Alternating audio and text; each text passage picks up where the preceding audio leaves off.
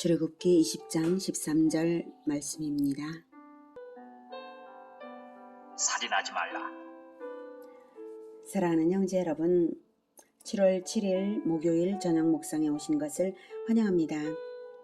출애굽기 20장 10계명을 배우는 중인데요. 제6계명 살인하지 말라와 관련해서 요한일서 3장 15절을 함께 묵상하고자 합니다. 요한일서 3장 15절.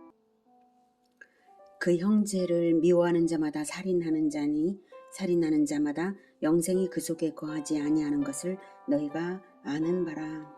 네, 여러분, 처음부터 살인자인 자는 마귀 외에는 없습니다. 그런데 왜 마귀가 아닌 인간이 살인까지 하게 되는가 하면 마귀에게 속아서 그렇습니다. 마귀가 미움을 심어주고 미움을 키우게 해서 그렇습니다. 그래서 요한일서 3장 15절은 살인의 근원인 미움부터 살인이라고 규정하고 있습니다.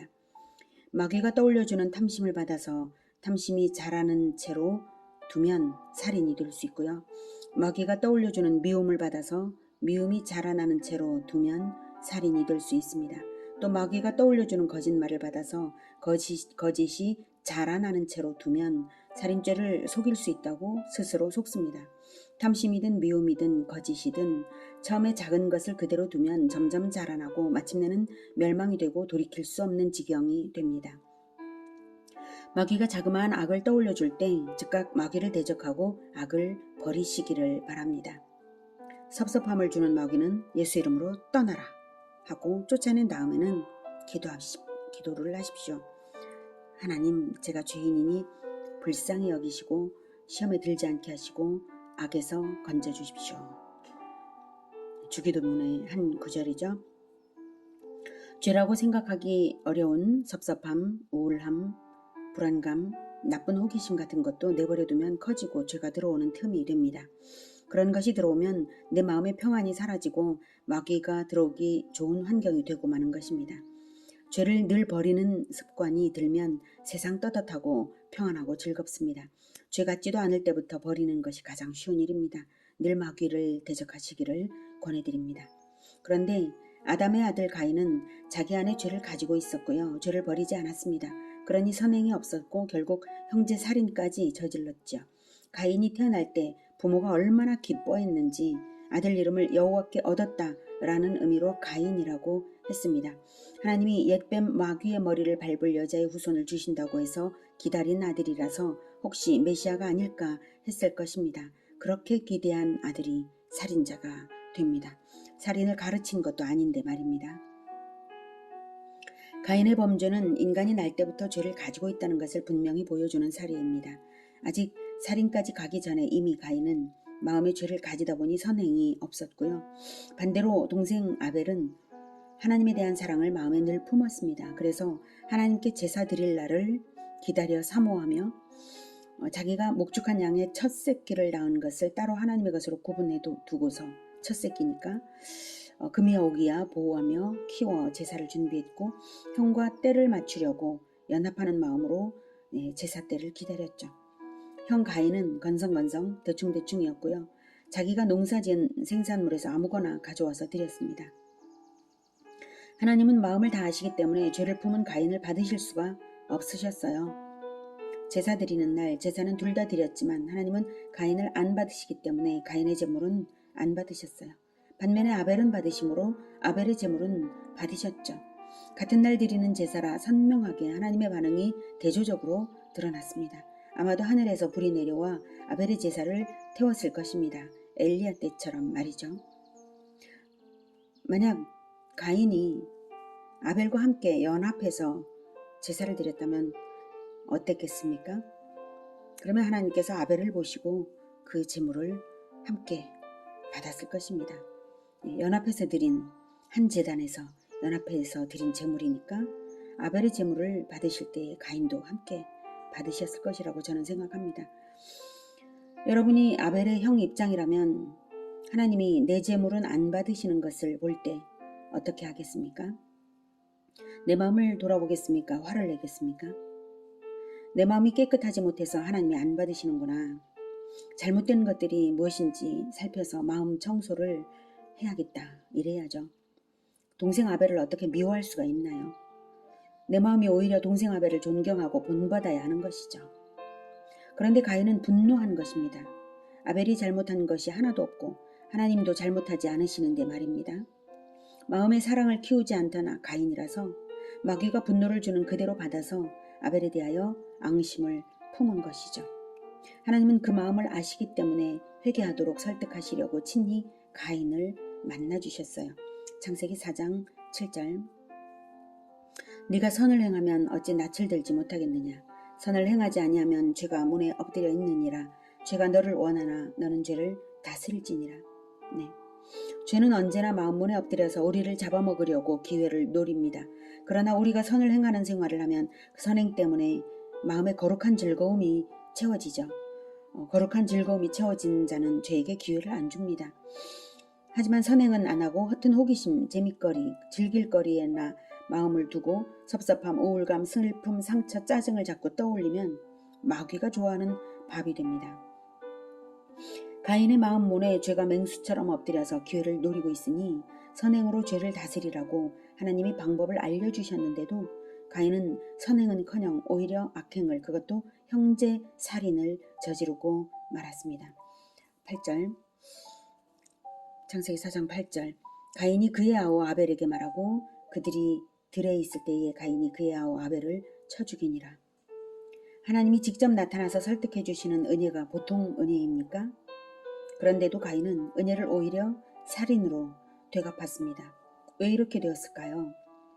마음에 이미 마귀가 장악해버렸기 때문입니다. 마귀가 떠올려주는 나쁜 생각을 자기 것으로 늘 받으니까 마귀가 얼싸 좋다고 가인의 마음에 눌러붙어 죽치고 있으니 완전히 마귀의 종이 되어버려서 그렇습니다. 미움을 버리지 않으니까 자라나서 살인까지 간 겁니다. 만약 미움을 버리지 않고 자라나게 두면 예수님의 원수가 됩니다. 왜냐하면 예수님은 마귀의 일을 멸하러 오셨고 미움은 마귀가 주는 일이기 때문입니다. 요한일서 3장 8절부터 보면 죄를 짓는 자는 마귀에게 속하나니 마귀는 처음부터 범죄함이라. 하나님의 아들이 나타나신 것은 마귀의 일을 멸하려 하심이라. 하나님께로부터 난 자마다 죄를 짓지 아니하나니 이는 하나님의 씨가 그의 속에 거하며 그도 범죄하지 못하는 것은 하나님께로부터 났음이라. 이러므로 하나님의 자녀들과 마귀의 자녀들이 드러나나니 무릇 의를 행하지 아니하는 자나 또는 그 형제를 사랑하지 아니하는 자는 하나님께 속하지 아니하니라. 14절. 우리는 형제를 사랑함으로 사망에서 옮겨 생명으로 들어간 줄을 알거니와 사랑하지 아니하는 자는 사망에 머물러 있느니라.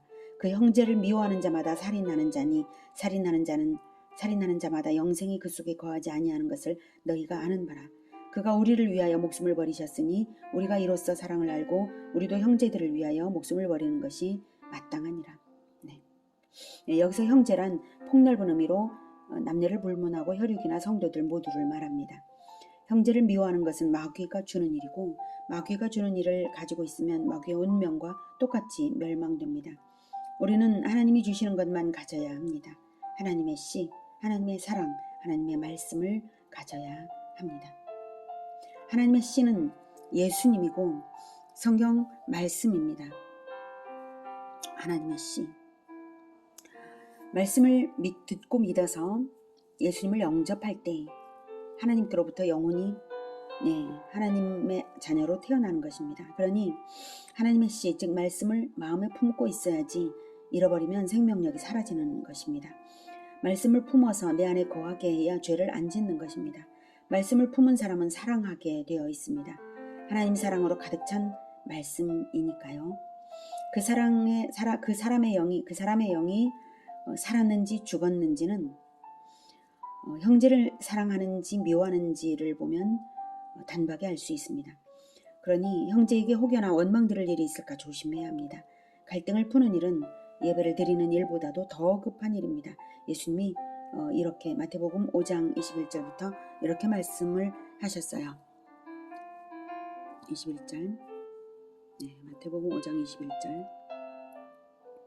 옛사람에게 말한 바 살인하지 말라. 누구든지 살인하면 심판을 받게 되리라 하였다는 것을 너희가 들었으나 나는 너희에게 이르노니 형제에게 노하는 자마다 심판을 받게 되고 형제를 대하여 라가라 하는 자는 공회에 잡혀가게 되고 미련한 놈이라 하는 자는 지옥불에 들어가게 되리라.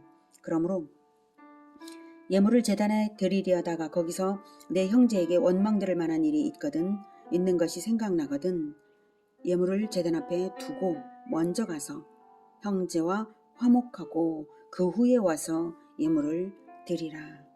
네.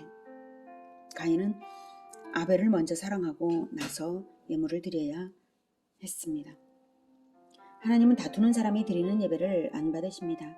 그러니 절대로 다투지 마시고 신속히 화해하시기를 축복합니다. 그 화해의 기회의 때가 길지 않다는 것을 이런 비유로 이어서 마태복음 5장 25절부터 이어서 말씀하셨습니다.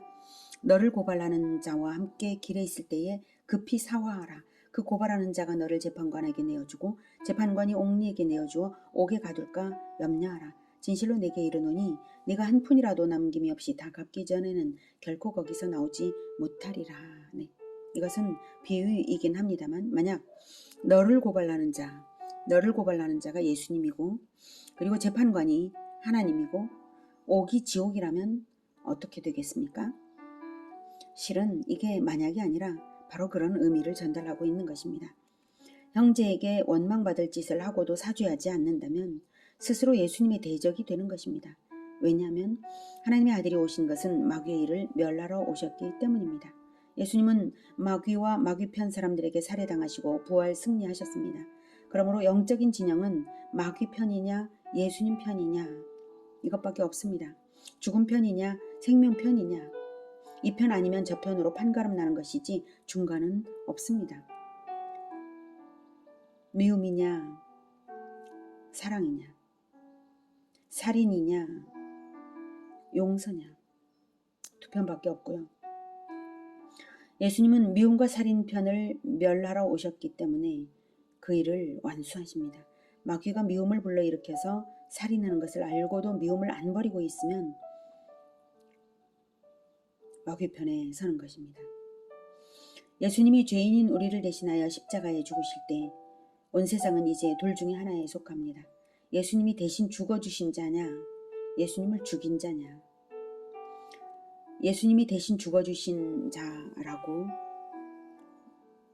생각하는 그렇게 믿는 사람들은 예수님이 너무 감사하고 예수님을 너무 사랑하게 됩니다. 그래서 형제를 살리기 위해 필요하다면 자기도 생명을 주고 싶어집니다. 예수님처럼. 영생을 얻었으니 이 세상 목숨에 아깝지도 않고요. 형제가 예수님을 알기를 뜨겁게 원하는 것입니다. 예수님을 사랑하지 않는 자는 예수님을 죽인 자입니다. 직접 못을 안 박았다 해도 마찬가지입니다. 마귀가 주는 마음을 가지고 있으니까 마귀에 속한 자이고 마귀를 지지하는 것입니다. 하나님의 아들이 이 세상에 온 것은 자기의 죽음으로써 온 인류를 선명하게 두 편으로 갈라서 마귀를 멸하고 왕이 되기 위해 오신 것입니다. 하나님 나라에 속하셨습니까? 하나님 나라, 사랑의 나라에 속한 줄 믿습니다. 회개하는 자들은 그 사랑의 나라에 속합니다. 미움과 마귀는 예수 이름으로 쫓아내시고 하나님의 씨, 말씀을, 사랑의 말씀을 날마다 품고 하나님의 사랑을 날마다 더 키우시기를 기원합니다. 기도하겠습니다. 하나님, 우리에게 사랑의 말씀 주시니 감사합니다. 또한 우리가 죽을 자인데 예수님을 보내주셔서 하나님의 아들의 죽음으로 우리를 구원하여 주신 것 너무나 감사합니다. 이렇게 은혜를 받았는데도 불구하고 불쑥불쑥 우리의 마음에 미움이 일어날 수가 있었던 것을 고백합니다. 하나님, 미움이 순간 들어올 때 예수 그리스도의 이름으로 나를 속이는 마귀를 쫓아내고 미움을 버리며 언제나 사랑하며 살겠습니다. 언제나 생명을 일으키며 생명을 세우며 생명을 주는 자, 영원한 생명으로 인도하는 자, 오직 사랑으로서 그 일을 하겠습니다. 주님 도와주시고 언제나 화목한 공동체, 하나가 된 공동체, 사랑하는 공동체가 되게 하여 주시옵소서. 예수님의 이름으로 기도드립니다. 아멘. 이어지는 시간은 개인 기도 시간입니다.